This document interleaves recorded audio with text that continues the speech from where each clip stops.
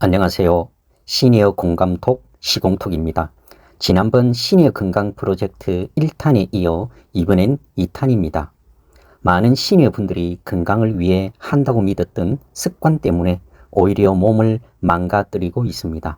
목욕도, 혈압도, 그리고 노년의 수면까지도 말입니다.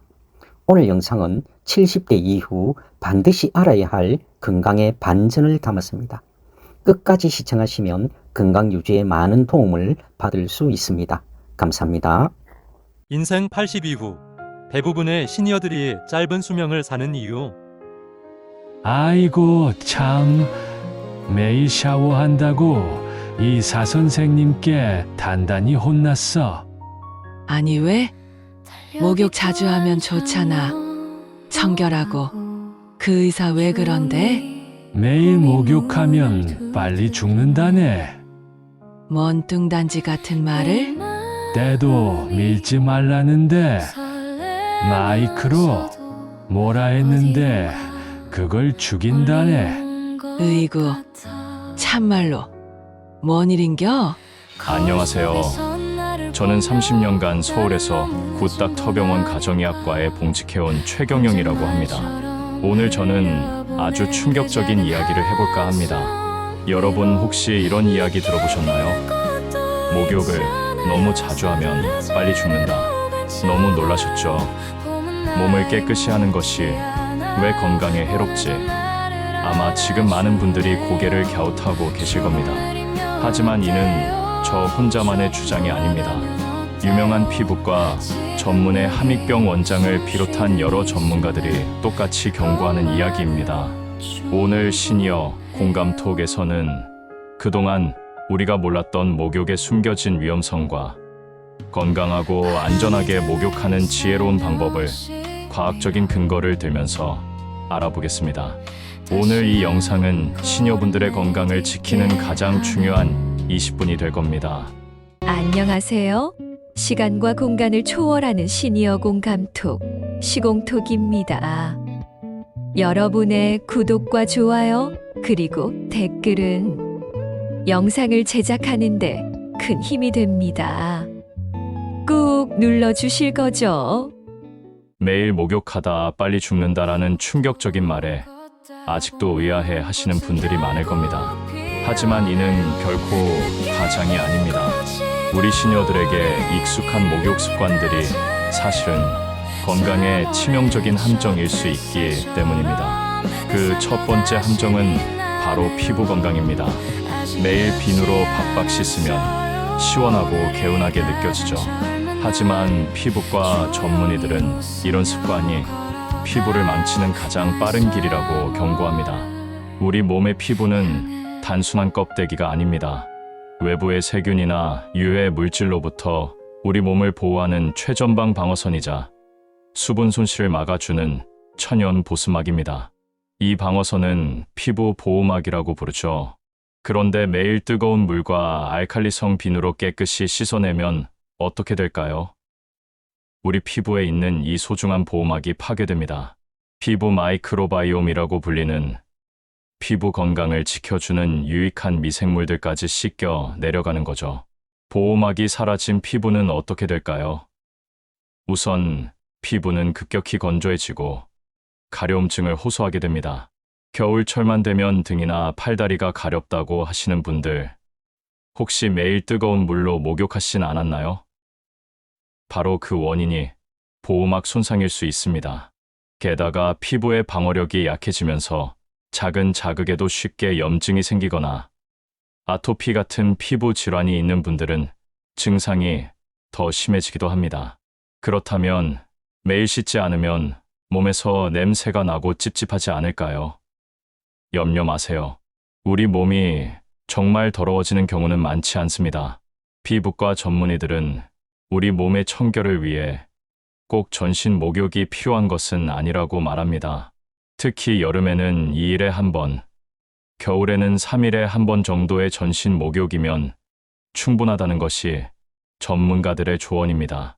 냄새가 걱정되신다면 땀이 많이 나는 겨드랑이나 사타구니처럼 특정 부위만 씻어내는 부분 목욕만으로도 충분히 청결을 유지할 수 있습니다.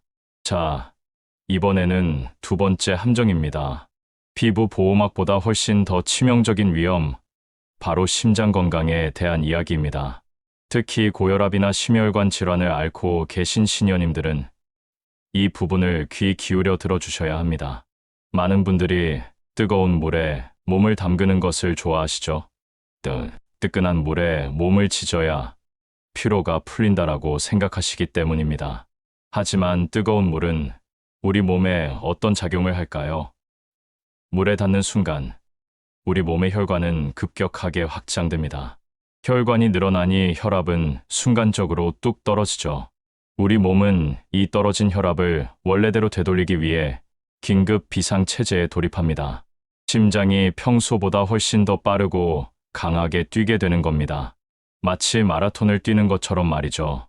여러 연구와 전문가들은 이 과정이 심장에 엄청난 부담을 준다고 경고합니다. 일본의 한 연구에서는 뜨거운 물 목욕이 심장 관련 사고의 위험을 높인다는 결과를 발표하기도 했죠. 실제로 갑작스러운 심장마비가 목욕 중에 발생하는 경우가 적지 않다고 합니다. 특히 추운 겨울, 따뜻한 실내에서 옷을 벗고 차가운 욕실로 들어가거나 뜨거운 물에 몸을 담갔다가 갑자기 찬 공기를 쐬는 행동은 혈압의 급격한 변화를 일으켜 더욱 위험합니다. 우리 몸의 혈관은 순식간에 수축과 확장을 반복하며 심장은 물론 뇌혈관에도 큰 무리를 줄 수 있기 때문입니다. 그렇다면 어떻게 해야 할까요? 심장에 부담을 주지 않고도 목욕의 이 점을 온전히 누릴 수 있는 황금 온도와 시간이 있습니다. 바로 38도에서 40도 사이의 미지근한 물로 10분을 넘기지 않는 것입니다. 이 정도면 근육이 충분히 이완되고 혈액순환이 원활해져 심장 부담 없이 개운함을 느끼실 수 있습니다. 이번에는 세 번째 함정입니다.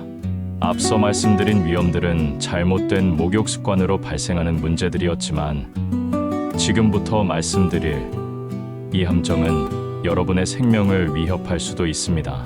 바로 낙상 사고입니다. 욕실은 우리 시니어들에게 가장 위험한 장소입니다.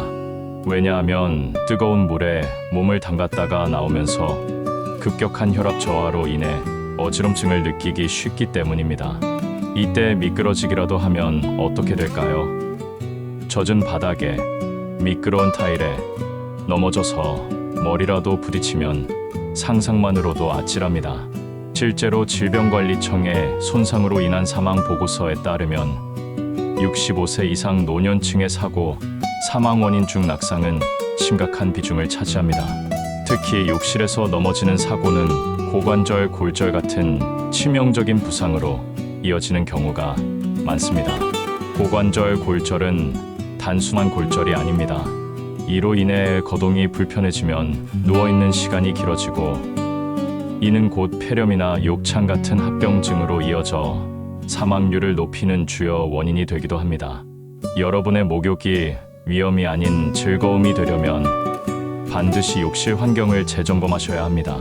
우리 집 욕실은 안전한가요? 미끄러운 욕실 바닥은 없는지, 잡고 일어설 수 있는 손잡이는 충분한지 다시 한번 살펴보셔야 합니다. 욕실 낙상 사고를 예방하는 가장 좋은 방법은 다음과 같습니다. 욕실 바닥에 미끄럼 방지 매트를 꼭 갈아주세요. 앉아서 샤워할 수 있는 욕실 의자를 두는 것은 필수입니다. 가능하다면 욕실 벽에 안전 손잡이를 설치하여 몸의 균형을 잡을 수 있도록 도와주세요.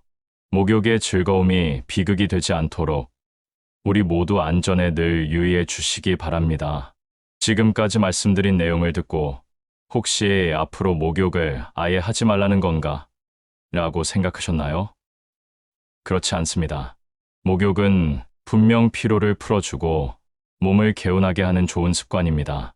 다만 우리가 지금까지 해왔던 잘못된 목욕 습관을 바로잡고 더 현명하고 지혜로운 방법으로 바꾸는 것이 중요합니다.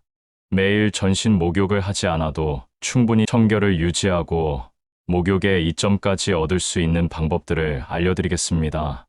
우리 시니어분들의 건강을 지켜줄 지혜로운 대체 목욕 방법입니다. 사실 이 방법은 목욕탕이 귀하고 매일 가기 어려웠던 시절 많이 했던 방법 중 하나입니다. 다들 기억하실 겁니다. 첫째, 따뜻한 물수건으로 몸 닦기입니다. 전신 목욕이 부담스럽거나 몸이 좋지 않은 날에는 따뜻한 물에 적신 수건으로 몸을 구석구석 닦아보세요. 특히 땀이 많이 나는 겨드랑이나 사타구니를 중심으로 닦아주면 심장에 무리를 주지 않고도 개운함을 느낄 수 있습니다. 피부 보호막도 지키고 혈액순환도 촉진하는 좋은 방법입니다. 둘째, 족욕과 부분 목욕을 활용하는 것입니다. 매일 밤 따뜻한 물에 발만 담가 족욕을 하는 것은 어떨까요?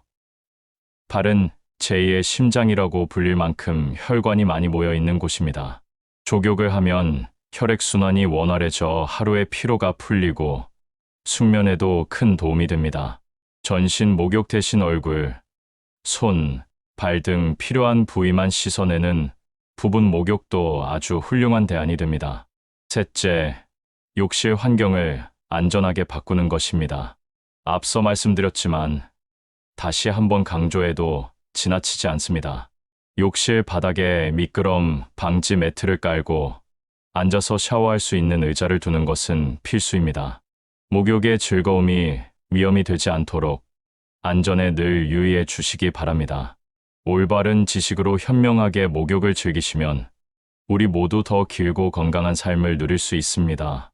이러한 습관들이 우리 몸에 미치는 긍정적인 효과에 대해 더 자세히 알아보겠습니다. 우리가 몰랐던 목욕의 진짜 이점을 온전히 누리는 방법에 대해 이야기해 보겠습니다. 건강하고 안전한 목욕 습관은 단순히 몸을 깨끗하게 하는 것을 넘어 우리 몸과 마음에 긍정적인 영향을 줍니다. 바로 혈액순환, 스트레스 해소, 그리고 숙면입니다. 첫째, 혈액순환 촉진입니다. 미지근한 물에 몸을 담그면 우리 몸의 혈관이 부드럽게 확장됩니다. 이는 혈액순환을 원활하게 만들어 몸 전체에 산소와 영양분을 더 효과적으로 공급해 줍니다. 특히 차가운 기온에 움츠러들기 쉬운 겨울철, 미지근한 물로 하는 짧은 목욕은 혈액순환을 도와 몸을 따뜻하게 하고 피로를 푸는데 탁월한 효과가 있습니다. 둘째, 스트레스 해소입니다. 따뜻한 물은 우리 몸의 근육을 이완시켜주고 마음을 편안하게 만드는 효과가 있습니다.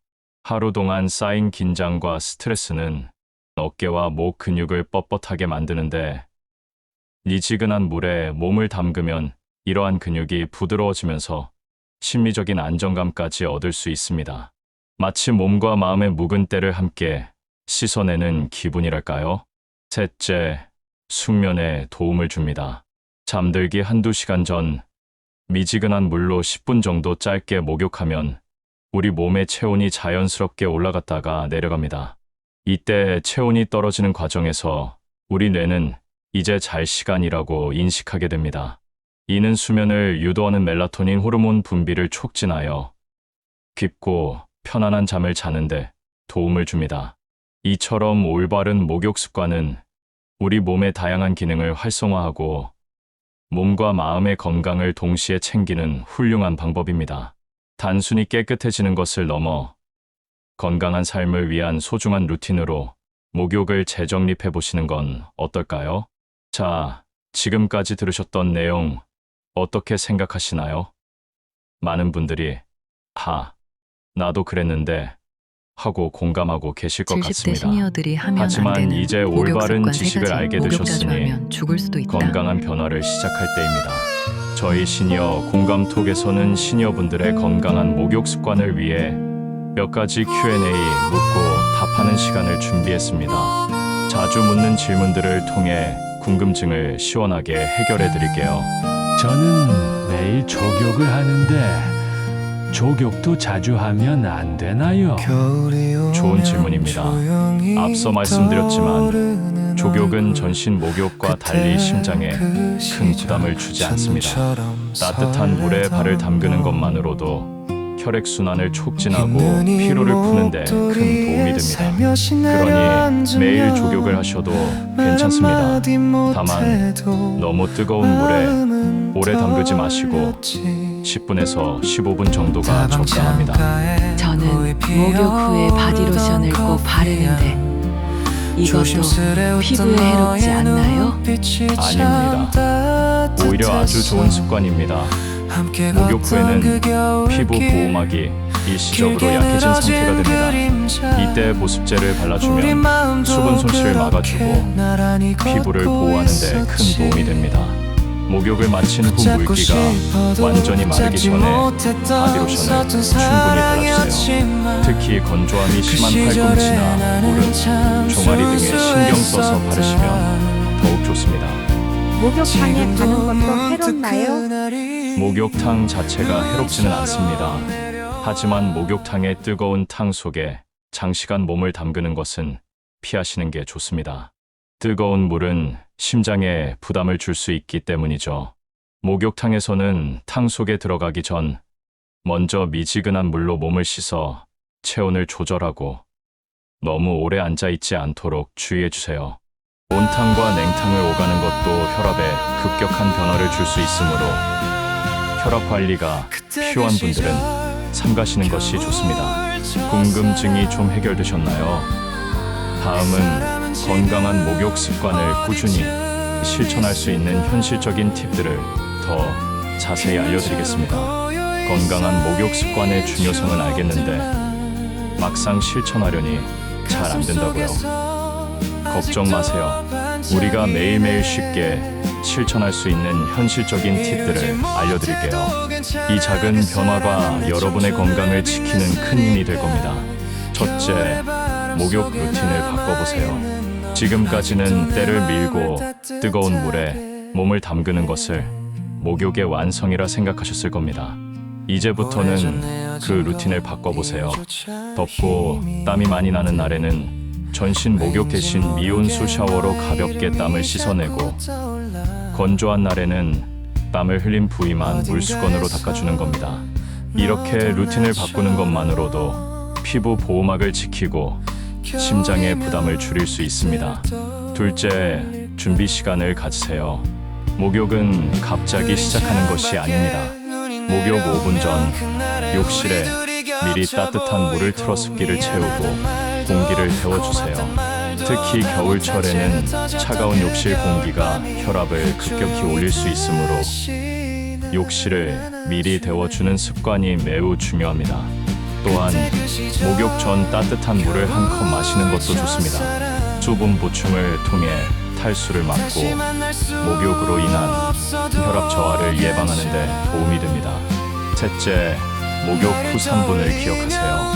목욕 직후는 피부 보호막이 약해져 있는 상태입니다.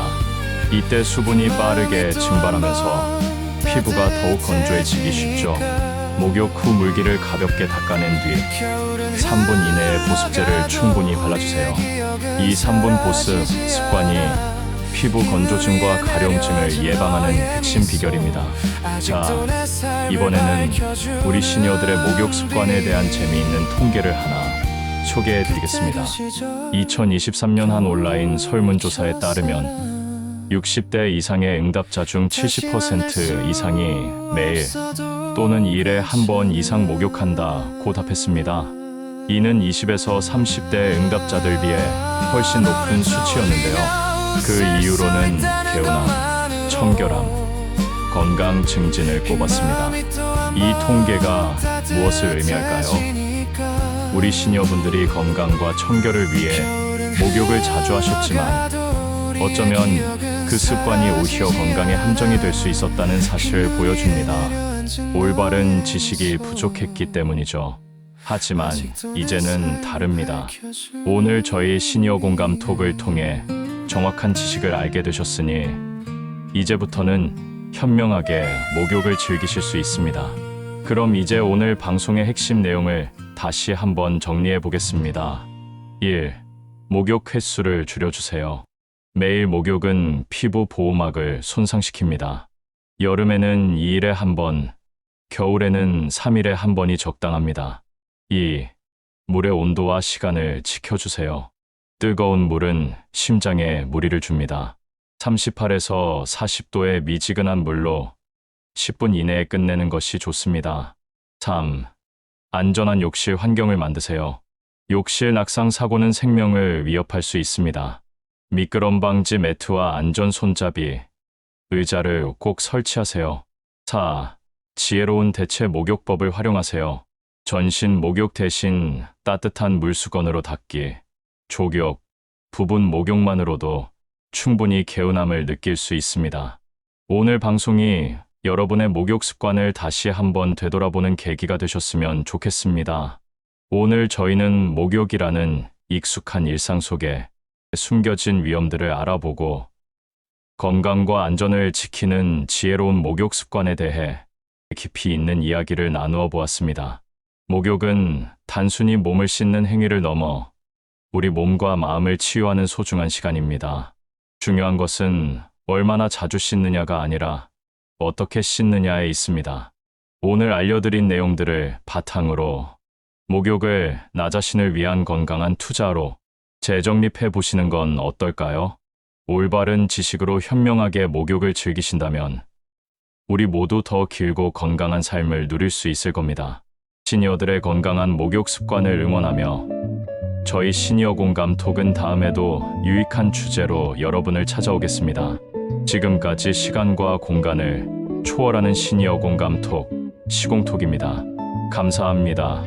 사랑합니다. 60대 이후 근육 손실을 줄이고 활력 넘치게 사는 방법. 아이고, 이제 정말 다 됐구나 나도. 오늘따라 왜 그런지 모르겠네. 유난히 힘이 들고 다리 힘이 쑥 빠지는 듯한 느낌이 들어. 어휴, 여러분, 혹시 이런 한숨을 내쉬어 보신 적 있으신가요? 저는 올해가 65세가 된 김소리입니다. 평생 교단에 서서 아이들을 가르치고 드디어 은퇴 후 편안한 노후를 꿈꿨건만 글쎄요, 그 꿈은 생각보다 멀리 있더군요. 어느 날부터 제 몸이 아니었습니다. 처음에는 그저 나이가 들어서 그런가 보다 했죠. 마트 계단을 오르는데 다리가 후들거려 주저앉을 뻔하고 갓난 손주를 안아 올리려다 허리를 삐끗할까봐 겁이 났습니다. 한창 뛰어놀 나이인 5살 손녀와 공놀이를 하다가도 금세 숨이 차서 할아버지는 좀 쉬어야겠다 하고 땀을 닦아냈습니다. 거울 속 제 모습은 축 늘어진 뱃살과 함께 넌 이제 한물 갔어라고 속삭이는 듯했습니다. 여보, 왜 요즘 이렇게 기운이 없어 보여? 어디 아픈 데라도 있어? 걱정스레 묻는 아내 박선영 씨의 말에 저는 그저 나이가 들어서 그렇지 뭘 하고 대수롭지 않게 얼버무릴 수밖에 없었습니다. 하지만 마음 한편으로는 저 자신에게 실망하고 있었죠. 활기 넘치던 제 모습을 잃어가는 것 같아 무기력하고 우울하기까지 했습니다. 그 무렵 저는 알지 못했습니다. 저의 무기력함이 단순히 나이 탓만이 아니었다는 것을요. 그리고 곧 저와 아내가 함께 잃어버린 근육을 되찾기 위한 특별한 여정을 시작하게 되리라는 것도요. 오늘 제가 직접 겪었던 근육 감소증의 이야기와 아내와 함께 어떻게 그 어려움을 극복하고 제2의 건강한 삶을 찾았는지 그 숨겨진 비밀을 여러분께 솔직하게 들려드리려 합니다. 기대하셔도 좋습니다. 잠깐만요. 시공톡 가족 여러분, 구독과 좋아요 잊지 않으셨죠? 구독과 좋아요, 그리고 응원 댓글은 저에게 큰 힘이 됩니다. 오늘도 힘내시고 출발합니다. 아, 내가 이젠 정말 늙었구나 싶던 어느 날 평생 아이들 앞에서 쩌렁쩌렁한 목소리로 열강을 하던 제가 교단에서 내려와 은퇴 생활을 시작하고는 정말이지 모든 활력을 잃어가는 기분이었습니다. 몸이 무거워지고 자고 일어나도 개운치 않은 날들이 이어졌죠. 가장 먼저 제 발목을 잡은 건 생각지도 못한 계단이었습니다. 젊었을 땐 아파트 10층까지도 씩씩하게 걸어 올라갔는데 어느 날부터 마트 지하 주차장에서 1층으로 올라가는 그 짧은 계단조차 버겁게 느껴지더군요.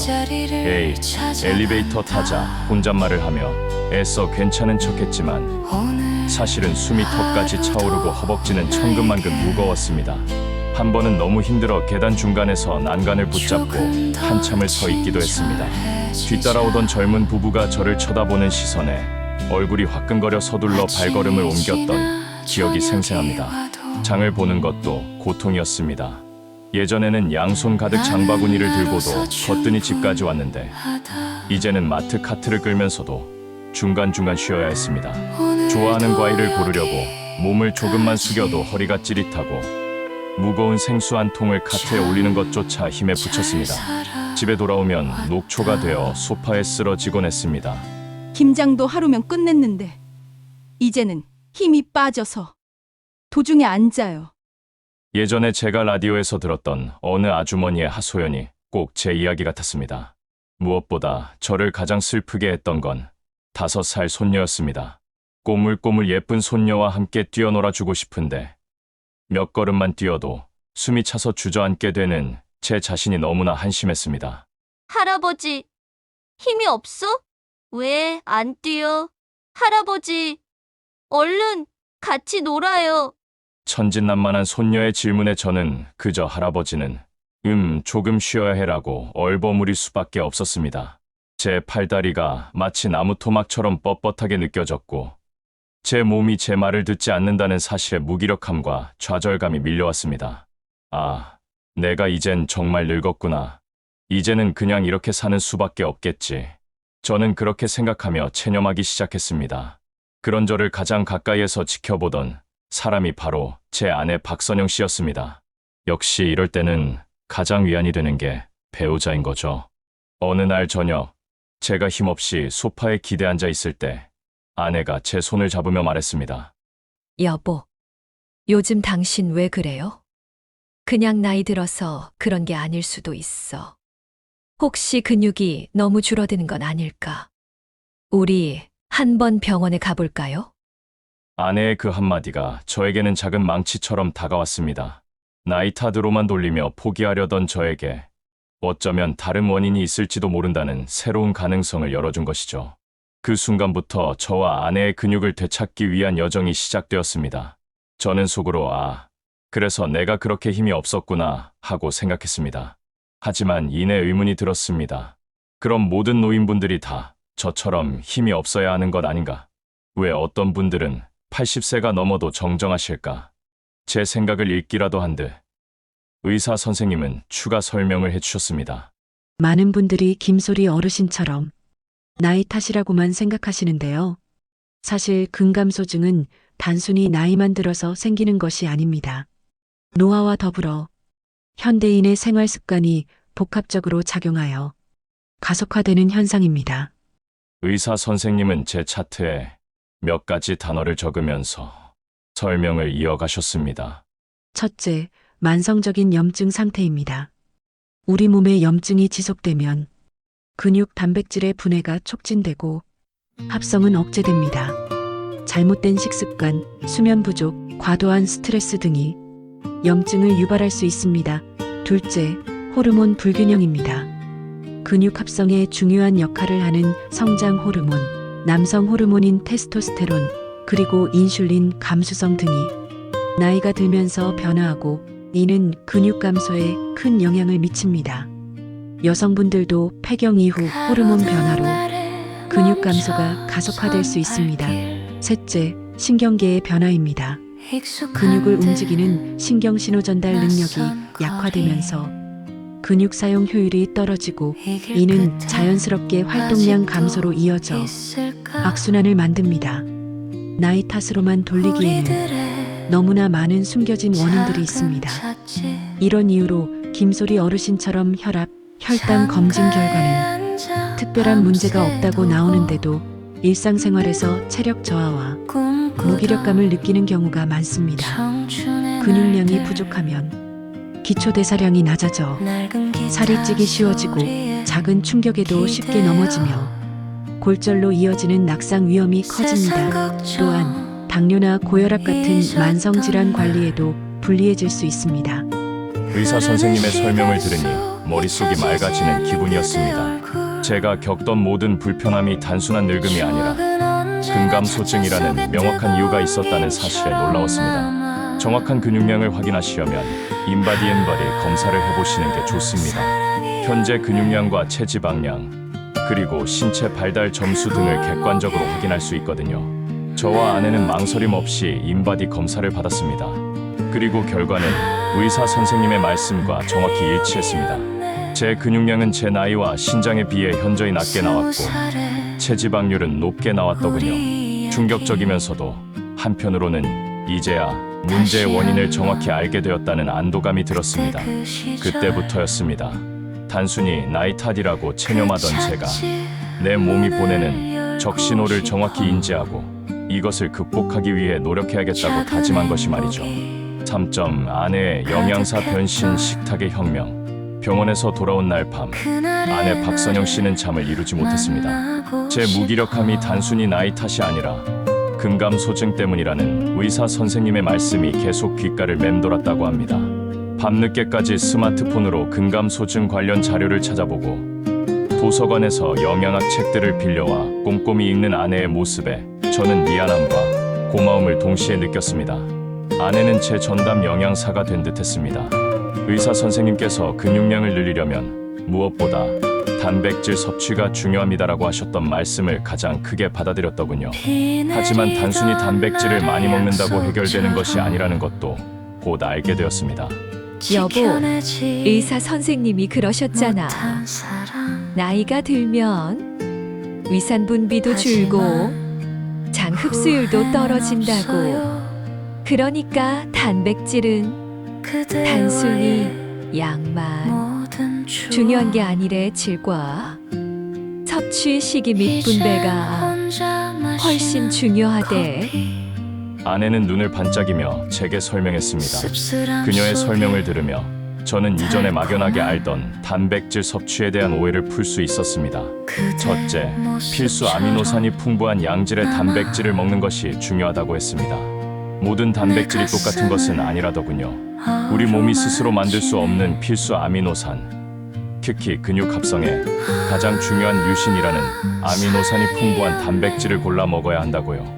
육류, 생선, 달걀, 유제품, 콩류 같은 식품들이 여기에 해당된다고 했습니다.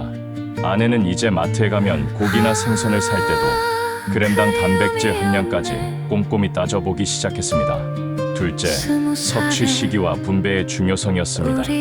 아내는 여보, 마치 식물에 물을 주는 것과 같아요. 한 번에 많이 주는 것보다 매일 조금씩 꾸준히 주는 것이 가장 효과적이듯이 근육도 마찬가지래. 라고 비유하며 설명해 주더군요. 아침은 죽이나 빵으로 대충 때우고 점심은 간단히 먹고 저녁에 고기 반찬으로 몰았어. 단백질을 먹는 게 우리 식습관이었잖아. 그런데 근육은 하루 한 번 많이 먹는다고 만들어지는 게 아니래. 하루 3끼에 20에서 30g씩 고르게 나누어 단백질을 섭취하는 것이 근육 합성에 훨씬 효과적이래. 이 말을 들으니 제 지난 식습관이 얼마나 근육에 나쁜 영향을 주었는지 깨달았습니다. 특히 아침을 걸으면 밤새 근육이 분해된 상태에서 단백질 공급이 늦어져 근육 감소가 더 빨라진다는 말에 아침 식사를 절대 거르지 않기로 했습니다. 셋째, 단백질과 함께 섭취해야 할 다른 영양소들의 중요성도 강조했습니다. 아내는 의사 선생님이 주신 자료와 본인이 찾아본 정보를 토대로 단백질만 먹는다고 근육이 뚝딱 만들어지는 게 아니래. 비타민 D, 비타민 B군, 마그네슘 같은 미량 영양소가 함께 있어야 근육 합성이 제대로 이루어진대. 그때부터 우리 집 식탁은 완전히 바뀌었습니다. 아침에는 황태 미역국에 두부 반찬, 삶은 병아리콩을 곁들였고 점심은 들깨가루를 듬뿍 넣은 나물과 현미밥, 저녁에는 계란찜이나 계란말이에 시금치나 버섯 같은 채소를 풍부하게 넣은 요리들이 올라왔습니다. 간식으로도 삶은 병아리콩이나 두유를 챙겨주었죠. 이런 식으로 하루 총 단백질 60에서 70g을 3끼에 나누어 섭취할 수 있도록 아내가 세심하게 신경 썼습니다.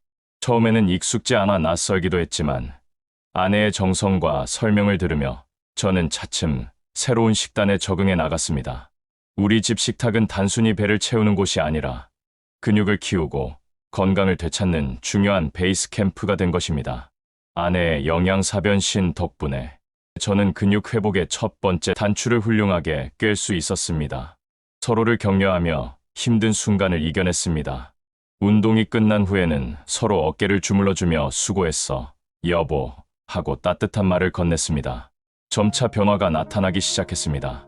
처음엔 한 번 하기도 힘들었던 의자 스쿼트가 10번, 20번까지 가능해졌고, 팔 들어 올리기도 물병 대신 조금 더 무거운 물통으로 바꾸어 할 수 있게 되었습니다. 가장 놀라웠던 것은 집안일을 할 때였습니다. 예전에는 무겁게 느껴졌던 김치통을 옮기는 것이나 청소기를 돌리는 일이 훨씬 수월해졌습니다. 저희 부부는 운동을 숙제처럼 여기지 않았습니다. 마치 맛있는 음식을 함께 먹고 영화를 함께 보는 것처럼 부부가 함께 즐기는 새로운 취미처럼 받아들이기 시작했습니다. 함께 땀 흘리며 웃고 이야기하는 시간은 잃어버렸던 근육뿐만 아니라 저희 부부의 관계에도 활력을 불어넣어 주었습니다. 운동은 단순히 근육을 키우는 것을 넘어 삶의 질을 높이는 중요한 열쇠가 되었습니다. 그 말을 듣고 아내는 제 옆에 늘 물병을 놓아주었고 수시로 물을 마시도록 권했습니다. 처음에는 맹물을 마시는 것이 영 재미없었지만 점차 습관이 되니 목마름을 느끼기 전에 물을 찾게 되었습니다. 수분 섭취를 늘리니 몸이 한결 가벼워지고 피부도 촉촉해지는 기분이었습니다. 이렇게 식단과 운동에 더해 충분한 수면, 스트레스 관리, 그리고 충분한 수분 섭취까지 이 세 가지 생활 습관을 개선해 나가자 저희 부부의 몸은 놀랍도록 긍정적인 변화를 맞이했습니다. 마치 근육을 위한 완벽한 삼각편대를 완성한 느낌이었습니다. 이 작은 변화들이 모여 저와 아내는 제2의 건강한 삶을 위한 단단한 기반을 다질 수 있었습니다. 제2의 청춘을 선물한 우리의 맞춤 전략, 식단, 운동, 그리고 생활 습관까지 저희 부부가 근육을 되찾기 위해 지난 몇 달간 기울인 노력들은 정말이지 놀라운 결과를 가져왔습니다. 가장 먼저 체감한 변화는 바로 일상생활 속 활력이었습니다. 여보, 나 이제 마트 계단 그냥 올라왔어. 하나도 안 힘드네. 어느 날 장을 보고 돌아오던 제가 아내에게 외쳤습니다. 예전 같았으면 숨을 헐떡이며 난간을 잡고 올라왔을 계단을 저는 이제 가볍게 오르내릴 수 있게 되었습니다. 무겁던 장바구니도 거뜬히 들 수 있게 되었고 청소나 빨래 같은 집안일도 훨씬 수월해졌습니다. 더 이상 소파에 녹초가 되어 쓰러지는 일도 없어졌습니다. 그리고 가장 기뻤던 변화는 바로 제 사랑스러운 손녀와의 시간이었습니다. 할아버지, 우리 공놀이하자. 손녀의 말에 저는 이제 망설이지 않고 벌떡 일어나 함께 뛰어놀 수 있게 되었습니다. 숨이 차기는커녕 오히려 손녀보다 더 팔팔하게 공을 차고 던지는 제 자신을 발견하며 저도 모르게 웃음이 터져 나왔습니다. 아내 역시 저를 보며 여보, 정말 젊어졌네 하고 활짝 웃어주었습니다. 몸이 이렇게 달라지니 마음까지 건강해졌습니다. 은퇴 후 저를 짓누르던 무기력함과 우울함은 온데간데 없이 사라지고 매일 아침을 새로운 활력으로 맞이하게 되었습니다. 저희는 몇 달 뒤 다시 가정의학과를 찾아 인바디 검사를 받았습니다. 그리고 결과는 감동 그 자체였습니다. 제 근육량은 눈에 띄게 늘었고 체지방은 줄었습니다. 의사 선생님은 웃으시며 김소리 어르신, 신체 나이가 훨씬 젊게 나오셨습니다. 근육 건강을 성공적으로 회복하셨네요. 라고 말씀해 주셨습니다. 수치로 확인된 객관적인 지표는 저희의 노력이 헛되지 않았다는 확실한 증거가 되어 주었습니다. 저는 이 모든 변화가 단순히 나이 탓이라고 체념하지 않고 아내와 함께 근감소증의 원인을 파악하고 맞춤 전략을 세워 실천했기에 가능했다고 확신합니다. 사랑하는 청취자 여러분, 나이는 정말 숫자일 뿐입니다. 저 김소리가 직접 경험하고 깨달은 바가 바로 그것입니다. 여러분의 몸이 이전 같지 않다고 느껴지신다면 그것이 단순히 나이 탓이라고만 여기지 마십시오. 분명 다른 원인이 있을 수 있습니다. 저의 경험을 바탕으로 여러분께 몇 가지 맞춤 전략을 제안해 드리고 싶습니다. 첫째, 자신의 현재 상태를 정확히 파악하십시오.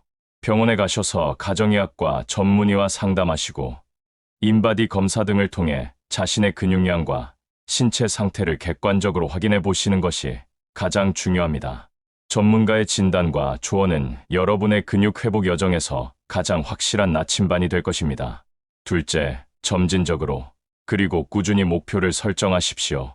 갑자기 무리한 식단이나 운동을 시작하기보다는 하루 단백질 섭취량을 조금 늘리거나 매일 10분씩 짧은 근력 운동을 시작하는 등 실현 가능한 작은 목표부터 세워보세요. 작은 성공들이 모여 큰 변화를 만듭니다. 셋째, 혼자 하는 것보다 함께 하는 것이 훨씬 효과적입니다. 저처럼 가족과 함께 목표를 공유하고 서로를 격려하며 나아간다면 분명 더 즐겁고 꾸준히 지속할 수 있을 것입니다. 사랑하는 청취자 여러분, 오늘 제가 드린 이야기가 여러분의 건강한 삶의 작은 희망의 불씨가 되기를 진심으로 바랍니다. 근육은 여러분의 노년을 지켜주는 가장 든든한 방패이자 활력을 선물하는 보물입니다. 지금 바로 여러분의 근육을 위한 작은 투자를 시작해보세요. 여러분의 건강하고 활력 넘치는 삶을 진심으로 응원합니다. 네, 오늘 이야기는 어떠셨나요? 오늘은 저 김소리가 겪었던 근육 감소증의 경험과 아내 박선영 씨와 함께 가정의학과 전문의의 도움을 받아 식단, 운동, 생활 습관까지 개선하며 제2의 건강한 삶을 찾은 여정을 들려드렸습니다. 나이는 숫자에 불과하며 근육 감소는 노화 외의 다른 요인에 의해 발생하고 이는 식단과 생활 습관 개선을 통해 충분히 극복할 수 있다는 사실을 꼭 기억해 주시길 바랍니다. 이 이야기가 여러분의 건강한 삶에 도움이 되셨다면 저희 채널 구독과 좋아요 꼭 부탁드립니다. 그리고 궁금한 점이 있으시다면 언제든 댓글로 남겨주세요. 다음 시간에도 더욱 유익하고 희망적인 이야기로 여러분을 찾아뵙겠습니다. 감사합니다. 지금까지 시간과 공간을 초월하는 시니어 공감톡, 시공톡입니다. 여러분의 구독과 좋아요는 영상을 제작하는데 큰 힘이 됩니다. 감사합니다. 사랑합니다.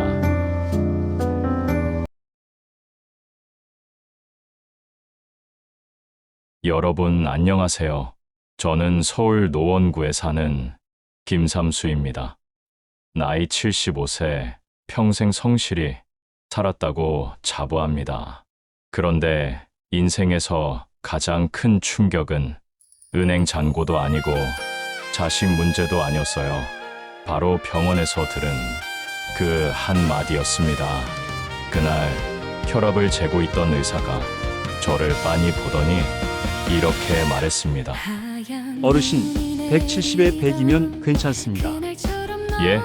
괜찮다고요? 평생 120에 80 맞추려고 약 먹고 운동하고 소금까지 포기했는데 그게 다 필요 없었다는 겁니까? 그 순간 제 머릿속에서 띵 하고 뭔가 무너지는 소리가 났습니다. 이게 의학계의 새로운 사기극인가? 아니면 나이 든 사람만 아는 진짜 비밀인가? 안녕하세요. 시간과 공간을 초월하는 시니어 공감톡, 시공톡입니다. 여러분의 구독과 좋아요는 영상 제작하는 데 큰 힘이 됩니다. 그럼 출발합니다. 1. 숫자에 갇힌 삶. 120에 80의 저주. 저는 평생을 숫자에 갇혀 살았습니다. 아침에 눈을 뜨면 가장 먼저 혈압계를 들었고 밤이 되면 혈당 수치를 체크하며 하루를 마무리했죠. 120에 80. 이 숫자는 젊은 시절 제 건강의 기준이자 자부심이었습니다. 이 숫자를 지키기 위해 저는 식단을 조절하고 매일 땀 흘리며 걸었습니다.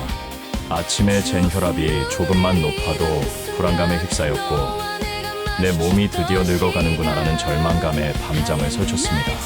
통장 잔고의 숫자만큼이나 혈압과 혈당의 숫자는 제 삶의 가치를 증명하는 것처럼 느껴졌습니다. 그런데 말이죠.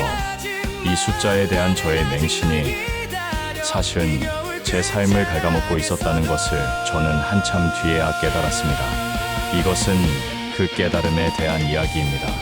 제가 노년내과라는 곳에서 만난 숫자를 넘어선 진짜 건강에 대한 이야기, 그리고 대한민국의 모든 시니어들이 알아야 할, 하지만 아무도 말해주지 않았던 비밀에 대한 이야기입니다. 1. 첫 만남. 어르신, 170에 100이면 괜찮습니다. 노년내과 문을 열고 들어섰을 때 저는 왠지 모를 위축감을 느꼈습니다. 노인 전문이라는 팻말이 왠지 모르게 저를 병든 사람으로 규정하는 것 같았거든요. 대기실은 고요했습니다.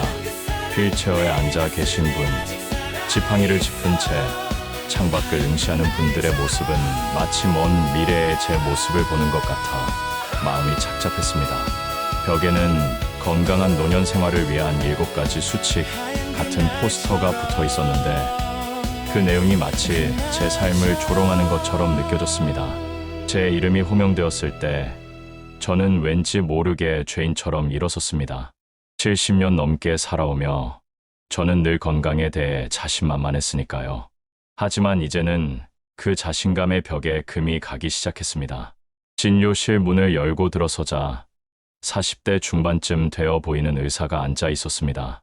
젊어 보이는 그의 모습에 저는 잠시 실망했습니다. 경험 많고 연륜 있는 의사에게 진료를 받고 싶은데 하는 생각에 살짝 불안해졌습니다. 그는 따뜻한 미소로 저를 맞이하며 말했습니다. 안녕하세요.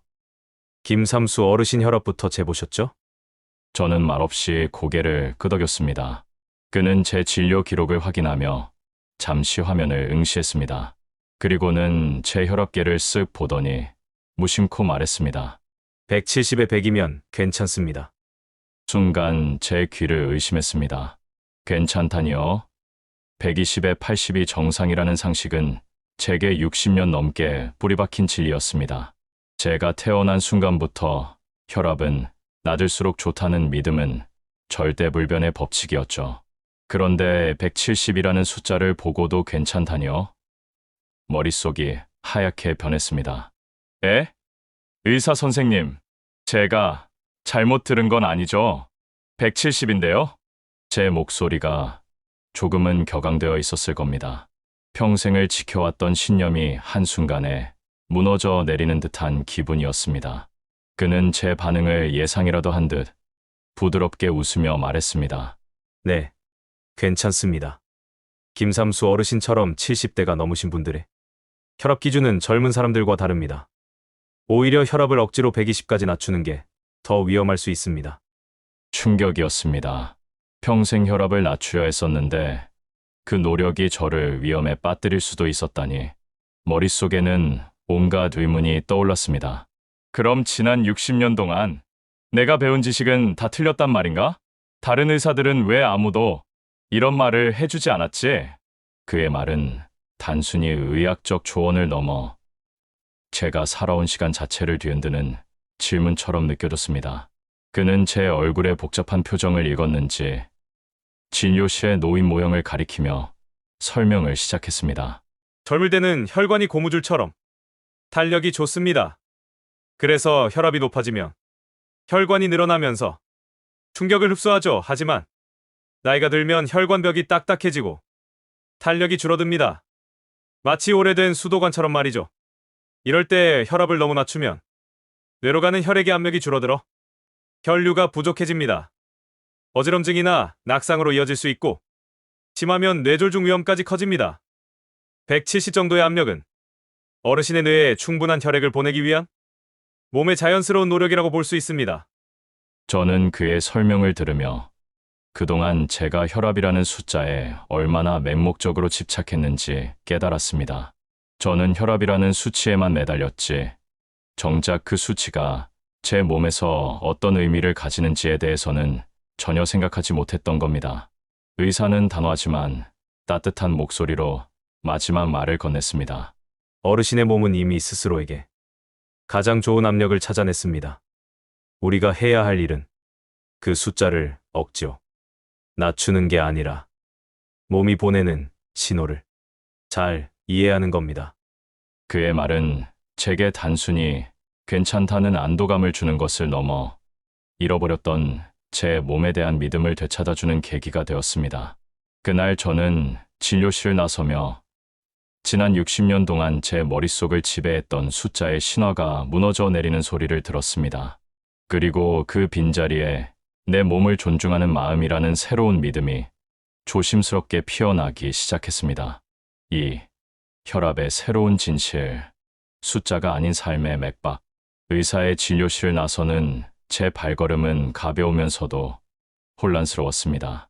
평생을 120에 80이라는 수치에 맞춰 살았는데 이제 와서 그 기준이 틀렸다는 말을 들으니 멍한 기분이었습니다. 치료실 밖에서 한동안 멍하니 앉아 있었습니다. 내가 그동안 왜 그렇게 혈압약에 목을 맸을까 하는 후회와 함께 만약 이 의사의 말이 사실이라면 내 주변의 많은 사람들도 잘못된 기준에 갇혀 사는 게 아닐까 하는 의문이 들었습니다. 집에 돌아와 저는 가장 먼저 책상 서랍을 열어 지난 기록들을 꺼냈습니다. 대학병원에서 받았던 건강검진 결과지, 동네 의원에서 처방받았던 약봉지, 그리고 매일 아침 저녁으로 혈압을 기록했던 수첩까지. 60대 초반의 기록을 보니 혈압이 130만 되어도 고혈압 전 단계라며 걱정했던 흔적들이 고스란히 남아 있었습니다.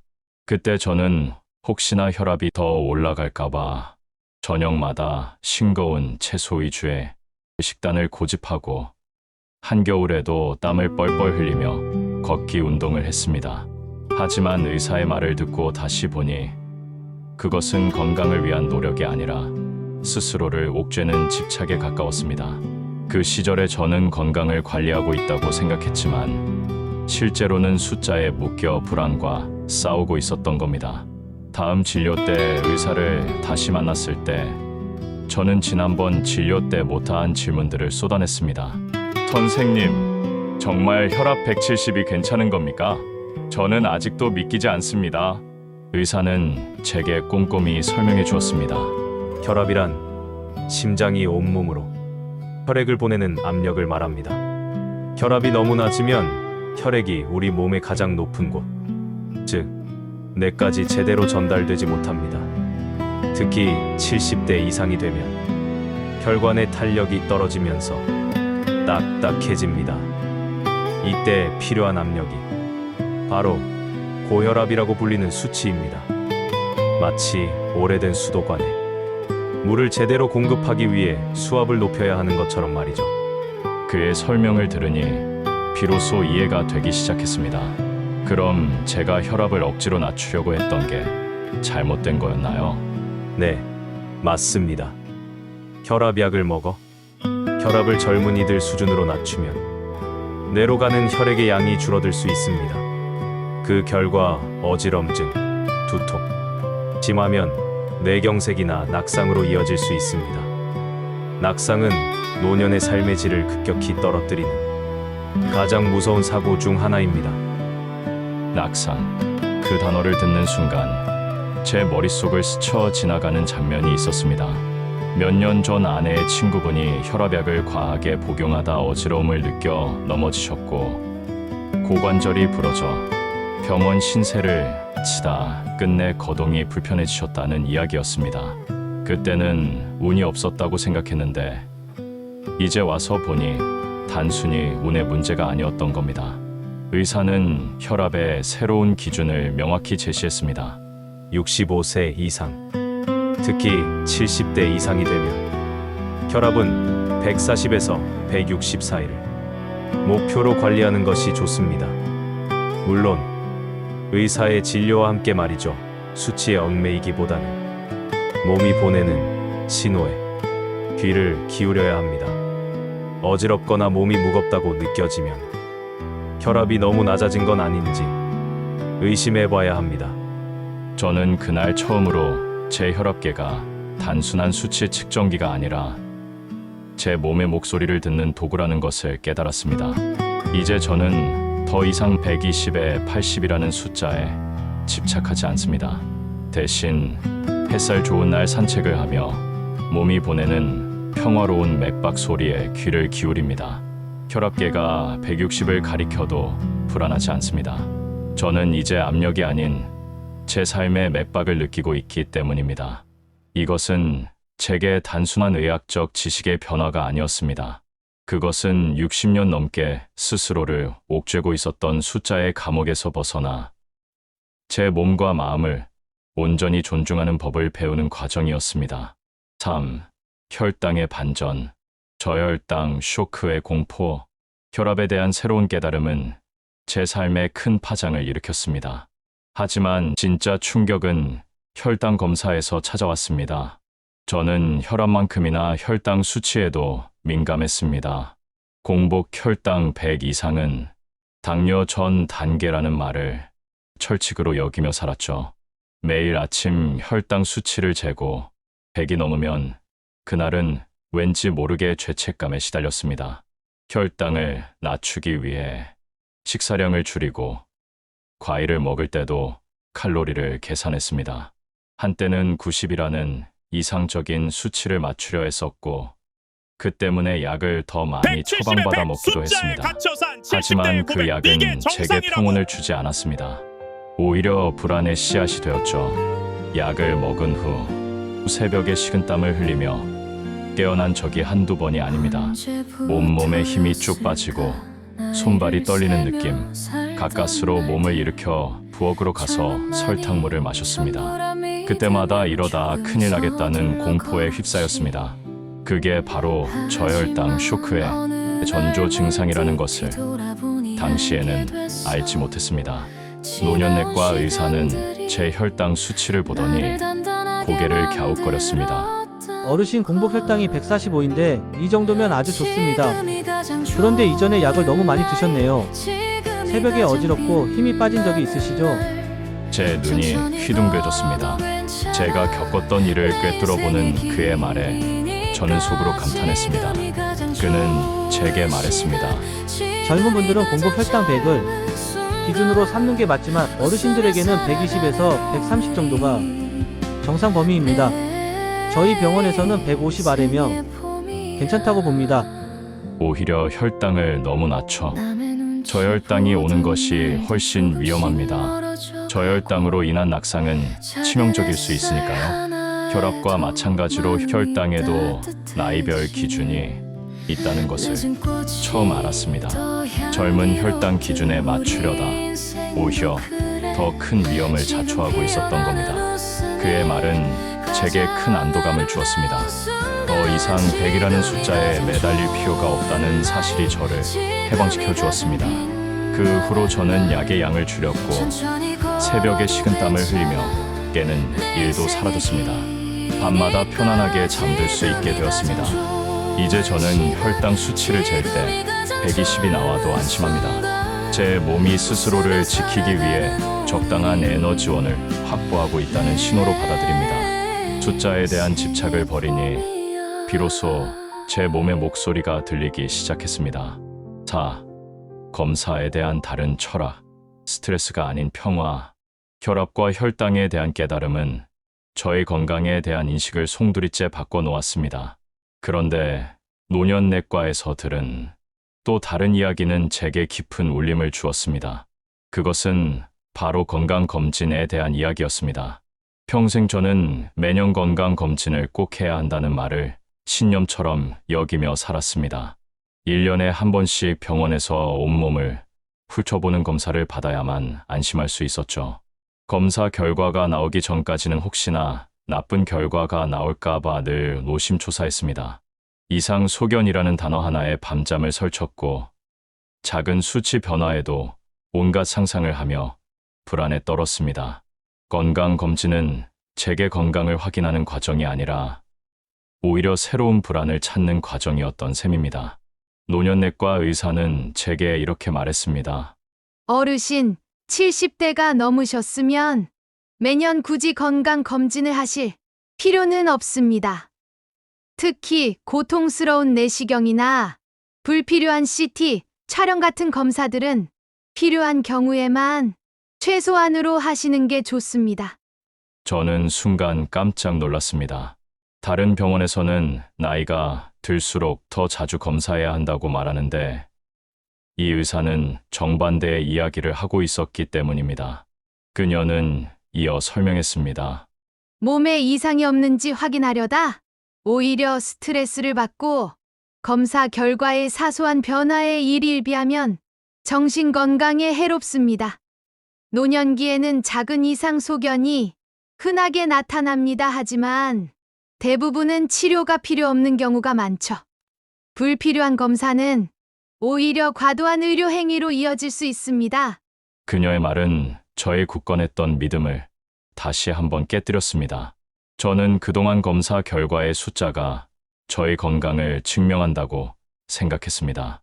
하지만 그 의사는 검사 결과지보다 제 삶의 만족도가 더 중요하다고 말하고 있었습니다. 스트레스 받지 않고 마음 편히 지내는 것이야말로 진정한 건강이라는 것이죠. 저는 그날 이후 건강검진에 대한 강박에서 벗어날 수 있었습니다. 꼭 필요한 검사 외에는 받지 않기로 마음먹었습니다. 그러자 신기하게도 마음이 편안해졌습니다. 더 이상 검사 결과를 기다리며 불안해하지 않아도 되니 삶의 무게가 한결 가벼워진 기분이었습니다. 이 병원의 철학은 제게 진정한 건강이란 무엇인가에 대한 새로운 정의를 내려주었습니다. 그것은 완벽한 숫자를 가진 몸이 아니라 불안과 걱정 없이 평화로운 마음으로 살아가는 것이라는 것을요. 갑자기 점점 고령화되어가는 우리나라에 이런 노인들을 위한 전문 병인이 있으면 얼마나 좋을까 하는 생각을 가지게 되었어요. 노년내과의 현실은 어떨까요? 대한민국 초고령 사회의 초상, 노년내과의 현실. 제가 경험한 노년내과는 분명 놀라운 곳이었습니다. 하지만 이 감동 뒤에는 씁쓸한 현실이 자리 잡고 있습니다. 여러분, 대한민국의 노년내과가 단 3곳뿐이라는 사실을 다시 한번 기억해 주십시오. 통계청 자료에 따르면 이 행정안전부는 작년 2024년 12월 23일 기준 65세 이상 노인 인구가 전체 인구의 20%를 넘는 초고령 사회로 진입했다고 밝혔습니다. 그런데도 노인 맞춤형 진료를 제공하는 병원은 손에 꼽을 정도입니다. 서울 아산병원에서 제가 겪은 일도 마찬가지였습니다. 오전 8시에 병원에 도착했지만 진료를 받기까지 하루 종일 기다려야 했습니다. 대기실에는 지팡이를 짚고 힘겹게 앉아 계신 분, 휠체어를 탄 채 초조하게 시계를 보시는 분들로 가득했습니다. 그런데 이 병원조차 서울에 위치해 있습니다. 지방이나 중소도시에 사는 노인들은 이런 진료를 받기 위해 서울까지 먼 길을 와야만 하는 현실입니다. 노년내과가 부족한 이유는 복합적입니다. 우선 노인 진료는 젊은 환자에 비해 손이 많이 가고 진료 시간이 길어 수익성이 낮다는 인식이 있습니다. 또한 노년내과를 전공하려는 의사 수가 턱없이 부족합니다. 노인 환자의 복잡한 건강 문제를 통합적으로 관리하는 전문 인력이 부족한 상황인 거죠. 국가 차원에서는 노년내과 확대를 위한 노력을 하고 있지만 아직 예산과 인력 부족으로 속도를 내지 못하고 있습니다. 수많은 노인들이 혈압, 혈당의 잘못된 기준에 갇혀 불필요한 약을 먹거나 낙상 위험에 노출되고 있는데도 말입니다.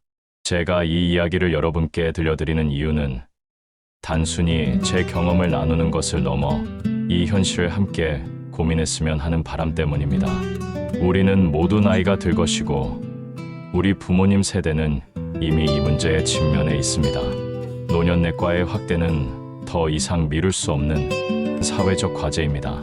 숫자에 갇힌 사람들을 해방시켜주는 것, 그것이 바로 이 병원이 가진 진짜 힘입니다.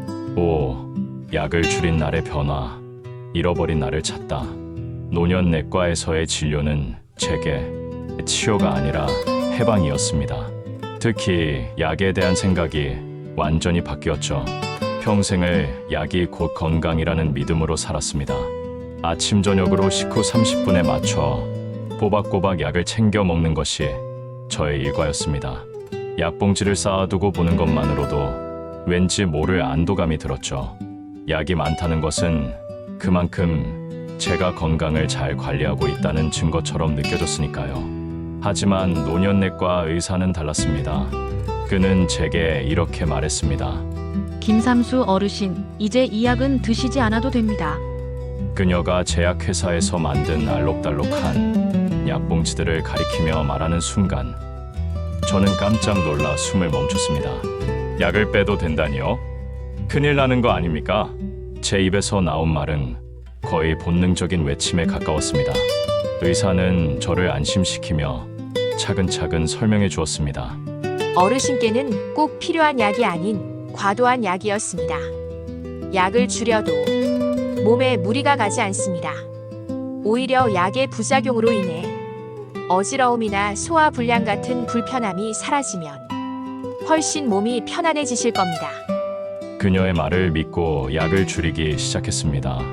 밥 먹을 때마다 목에 걸리던 약이 줄어드니 밥맛이 더 좋아지는 것 같았습니다.